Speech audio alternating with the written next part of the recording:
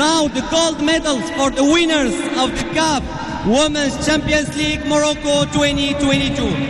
فريق الجيش الملكي.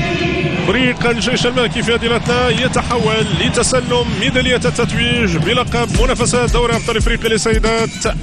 المحطة الختامية، المشهد الختامي لهذه البطولة الأفريقية الناجحة على كل الأصعدة والمقاييس. لنذكر بمن صنعنا الحدث في هذه الأمسية المميزة، أمسية التتويج باللقب الأفريقي، أمسية رفع درع لقب هذه البطولة.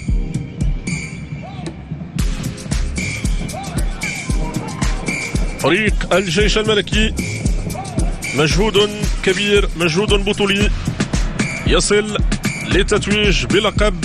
خديجة رميشي، زينب رضواني، سيام بوخامي، فاطمة دحموس، ابتسام الجريدي، فاطمة تاكناوت، نجاة البدري، عزة رباح، غيزان الشيري، ضحى حمامو، تشين أكبو مادزي، هند حسناوي، زينب غزيل، إكرام بن جدي، نويلة بن زنا، غيزلان شباك، أميمة حرشو حركوش، حسنة توفيق، حنان أيت الحاج، هدى المسور وشيماء أحجيج، إضافة للطاقم الفني لفريق الجيش الملكي والأطقم الإدارية والطبية والجميع، كل من ساهم من قريب أو من بعيد في التتويج بلقب هذه الدورة وهذه البطولة.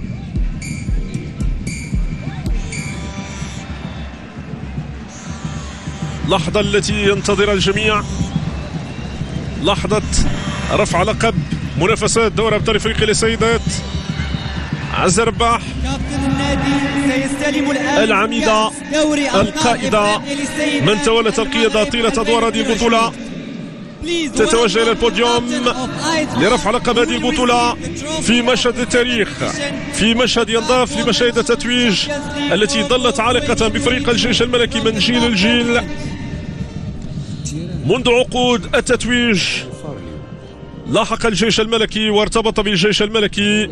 هنا اللحظة الأهم، لحظة التتويج باللقب الإفريقي الغالي، لقب دوري أبطال إفريقيا للسيدات. هنيئا، ألف مبروك للجيش الملكي، ألف مبروك لفريق الجيش الملكي، لكل من راهن على هذا الفريق، لكل من آمن بهذه المجموعة. ألف مبروك لكرة القدم النسائية المغربية، تتويج مستحق، تتويج يرفع رؤوسكن عاليا في سماء القارة الإفريقية، في أم القارات. مشهد رائع، مشهد في قمة الرقي، مشهد يلخص الوفاء والإخلاص لشعار الجيش الملكي، ومشهد للتاريخ. هي صورة نترك لكم المشهد كما هو غير مرفوق به تعليق، لأنه أجمل تعليق هو هذه الصور التي نتابع مباشرة من العاصمة الرباط. هذا سفيان الرشيد يحييكم، أتحول بالصوت والصورة لزميلتنا سيام البوش ولكل من يحضر في بلاطو النهائي التاريخي. ألف مبروك مرة أخرى لفريق الجيش الملكي.